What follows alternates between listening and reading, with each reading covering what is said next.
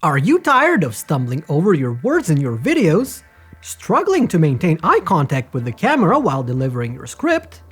Well, get ready to take your content to the next level and say goodbye to those awkward pauses with a SmallRig multifunctional teleprompter.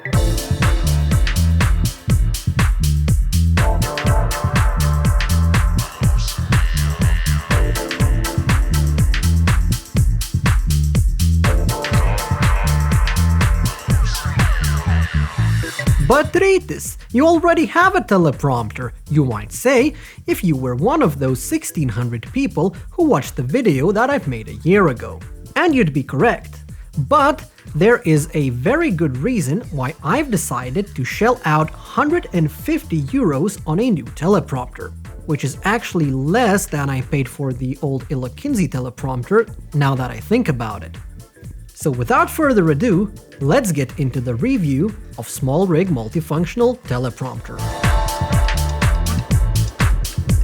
The main reason why I've gotten this teleprompter is speed and ease of setup. Don't get me wrong, dealing with Kinsey wasn't too bad after I've equipped it with a Manfrotto plate and an Arca Swiss clamp.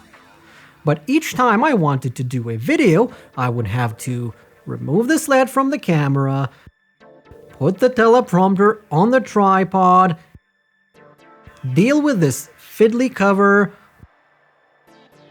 pull this drawstring, and reconnect the battery. And this would place my camera higher than it usually is, which means that I would have to reframe the shot by lowering down the tripod legs, by lifting the whole setup by the top handle, which would flex the whole teleprompter assembly, which wasn't that confidence-inspiring.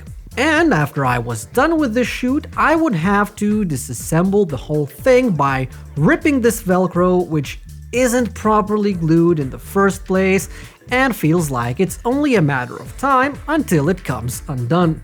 Now with SmallRig teleprompter, I no longer have to deal with any of that crap. The whole thing becomes just a matter of framing my shot, assembling the teleprompter by tightening 2 thumb screws, and just sliding the whole assembly onto 15mm rails. No silly drawstrings, no flimsy Velcro, the camera stays rigged up as it was with the battery securely attached. And I can move the whole rig by the top handle without having to worry about flexing the teleprompter. And I can even remove the rig from the tripod and go handheld. Now, before you get too excited, there's a caveat. There always is, now isn't there? Originally, the teleprompter set comes equipped with this plastic tablet holder. On the website, it clearly says that it is not compatible with a smartphone. However, the distance between the jaws is 66mm, which holds an iPhone Pro just fine. And it's not even a Max. And it's even better with a case. So where is the problem? Well, if you mount the holder on the screw, even if you raise it up all the way, the phone reflection doesn't cover the lens. This may not be too big of a deal depending on the distance you are away from the camera, but it is not ideal. Well, use an iPad then, you might say. And I would, if I could. The holder extends up to 100mm in the first stage, and if you press this latch on the cold shoe mount, you unlock the second stage, which extends up to 175mm, which means that a 12-inch iPad Pro, which is 215mm, does not fit. And I have a solution for both of the aforementioned problems. If you still want to use your phone with the original holder, you can. All you need is an extra 15mm clamp. Put a screw sideways into the hole and mount the holder as such. Now, it looks a bit weird, but it works. The holder is very secure. Now, slide the whole teleprompter assembly further down the rails, or extend the rails out of the teleprompter, whichever is more convenient, and mount your new holder contraption on those same rails. And now the phone reflection is positioned bang on the lens. Just make sure to open the flap beforehand because the holder and rails will interfere with it. Now, say you still want to use your 12-inch iPad Pro. After all, you've paid good money for it, thinking that you would use it for all kinds of pro activities, but ended up just using it for watching YouTube before bed, and now you cannot really justify the purchase to your wife. I think I might be projecting here. Anyway, for that, you'll have to spend yet a little bit more money and get yourself a tablet holder that can fit your iPad. And for that, I highly recommend this Lanzi holder, which is an absolute tank weighing in at 200 grams and built fully out of metal. By the way, the links to all this stuff are in the description, and if you purchase anything using them, you are supporting this channel at no extra cost to you. Neat. You can mount this holder directly to the original teleprompter screw, clamp your iPad in, connect the remote that comes included in the set, and... oh no. What is this? Another reason why I've bought this teleprompter was the remote. I thought, hey, that's a nice small remote, I can hide it in my palm, surely it will be superior to that plastic piece of crap that came with the Kinsey. Boy, was I wrong. The remote itself is quite nice, it feels okay in the hand, the buttons are clicky and tactile, and the whole remote has this silicone case which improves the grip. So what is wrong? It doesn't work. Well, it does and it doesn't. Let me explain. When you pair it with your iPad and use the buttons, all it does are these weird gestures with the cursor, which means that it doesn't work with any of the third-party teleprompter apps. It would have been better if it connected as a game controller or some sort of a virtual keyboard. Then it would be useful even outside teleprompting use case. But now, it's just e-waste. Hey, you stupid! Use the SmallRig app! Now about that. SmallRig has this app called SmallGoGo. And besides relating to or denoting an unrestrained and sexually provocative style of dancing to popular music, it's an app used to control SmallRig lights as well as a really shitty teleprompter app. Let's see what's wrong with it. The most basic feature I would expect from a teleprompter app is setting the margins. You can change the font size, colors, spacing, alignment, even choose from a couple of built-in typefaces. But changing the margins? Now that's nowhere to be found. It might be okay on a phone, but tablet is just too wide.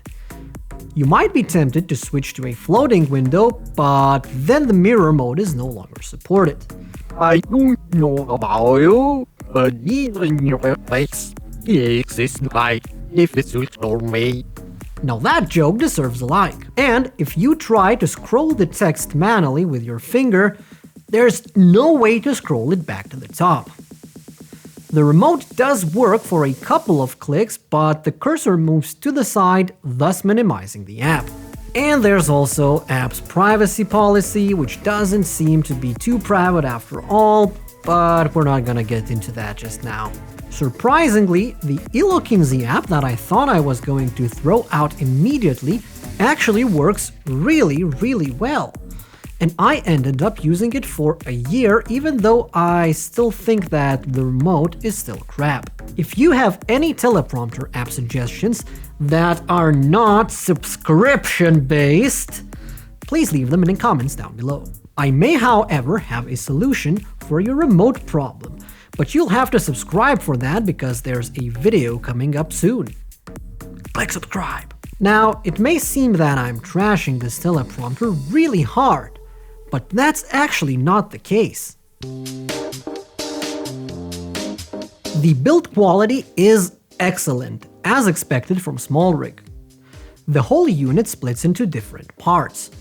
A silicone boot for lenses with diameter smaller than 95 mm, A metal matte box which holds a 4x565 cinefilter frame if you're a baller and you like spending money on that stuff, a plastic hood that holds the beam splitter glass and has an aluminum flap, the 15mm clamp with the mounts, and a plastic tablet holder. This whole set comes in a carry bag padded with high-density foam. And as previously mentioned, there is this useless remote too. The plastic hood does not feel cheaply made and has this nice carbon fiber texture, same as on SmallRig's matte box. It also has two cold shoe mounts for a microphone or small lights. The whole unit weighs around 900 grams, which is pretty lightweight for what it is. The prompter is 245mm wide and 260mm high. If you don't include the tablet, silicone boot, and have the flap closed, it is about 170mm deep. Now let's talk usage and lens compatibility. The silicone boot is 55mm wide, so that is the smallest outer diameter of lenses that it can support.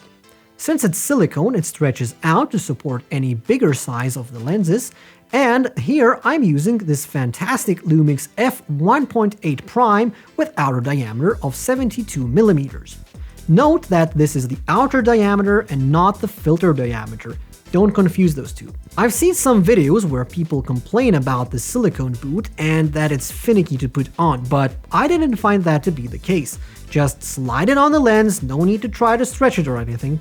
The silicone boot goes into 95mm rings, so if you're using cine lenses of 95mm diameter, you can just forego the boot altogether and mount the matte box directly onto the lens. I don't have a cine lens, but this Lumix 24-105 lens has a 95mm step-up ring on it, so it's basically the same thing. Just be careful with the zoom lens that extends because the teleprompter will be hard locked onto the rails, so you might damage your lens. Sadly, with the silicone boot on the lens, it might be impossible to use the focus ring unless you slide the teleprompter pretty far forward. So set your focus beforehand or use autofocus. SmallRig states that this teleprompter supports lenses above 22mm of focal length, but by moving it as far back as it can go, I was able to use it with 18mm focal length, though your mileage may vary. The top flap prevents glares from coming from the top, which was a problem with my previous teleprompter, but sadly it's not removable, which makes the camera very, very long.